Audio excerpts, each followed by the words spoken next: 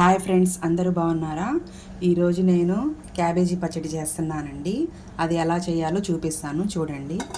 First ఒక చిన్న బాండి పెట్టుకుందాం. తర్వాత కొంచెం ఆయిల్ వేసుకుందాం. తర్వాత కొంచెం వేరుశనగ గుళ్ళు వేస్తున్నానండి. ముందుగా వేరుశనగ గుళ్ళు ఫ్రై చేయండి.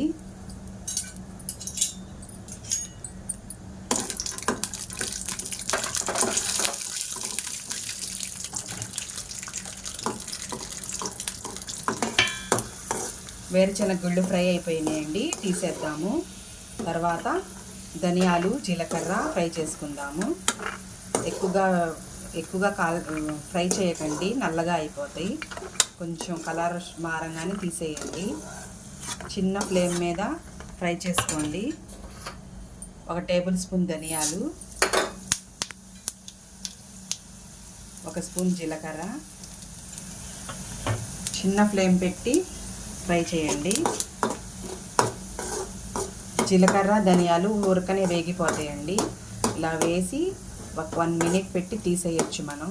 లేకపోతే ఫ్లేమ్ ఆఫ్ చేసి అయినా ఫ్రై చేసి తీసేయచ్చు.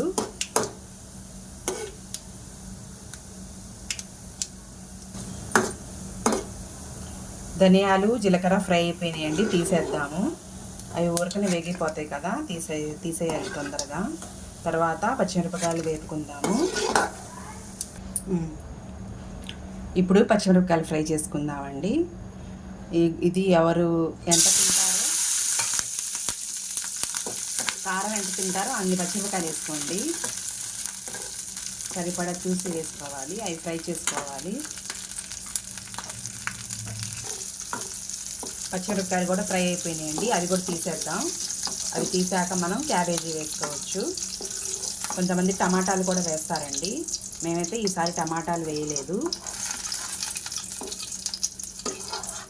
ఇంకొంచెం నూనె పోసుకొని ఇంకో స్పూన్ నూనె పోసుకొని క్యాబేజీ వేద్దాము. క్యాబేజీ మగ్గాలి కదండి.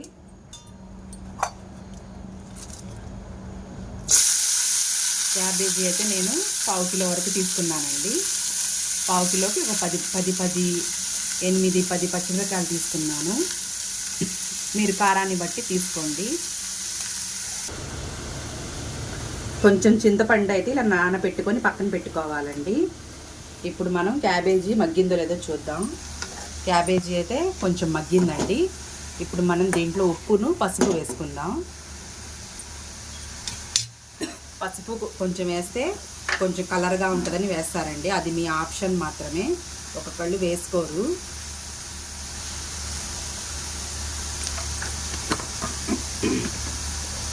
ఉప్పు మాత్రం సరిపడా వేసేయండి.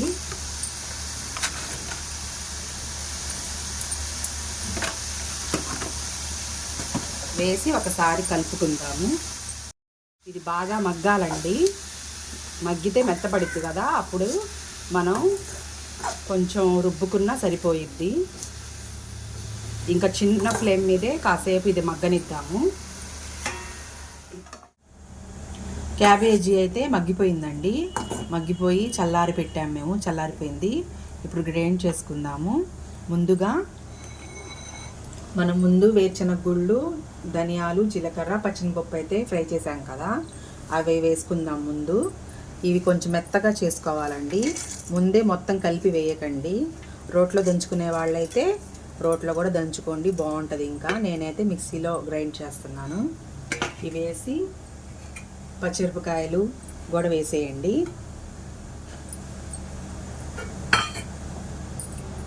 చింతపండు కూడా వేసేయండి. ఇవన్నీ వేసి ముందు మనం గ్రైండ్ చేసుకుందాము. అవి మెత్తగా అయ్యాక క్యాబేజీ అప్పుడు ఇలా మెత్తగా అయిన తర్వాత ఇప్పుడు మనం క్యాబేజీ వేసుకుందామండి. ఈ క్యాబేజీ వేసి ఎక్కువగా గ్రైండ్ చేయకండి, మరి మెత్తగా పేస్టులా అయిపోయింది. కొంచెం తిప్పి తీసేస్తే సరిపోయిద్దండి. ఇలా బరగ్గా కొంచెం గ్రైండ్ చేసుకోండి. ఈ టైప్లో గ్రైండ్ చేస్తే సరిపోయిద్ది. గట్టిగానే ఉండాలండి ఈ పచ్చడి. తర్వాత ఇప్పుడు మనం ఇదంతా ఒక బౌల్లో షిఫ్ట్ చేసి మనం తాలింపు పెట్టుకుందామండి.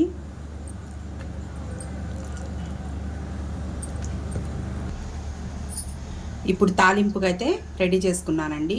ఒక బాండి పెట్టి కొంచెం నూనె పోసాను. కొంచెం నూనె ఎక్కువే కావాలండి, తాలింపు కదా.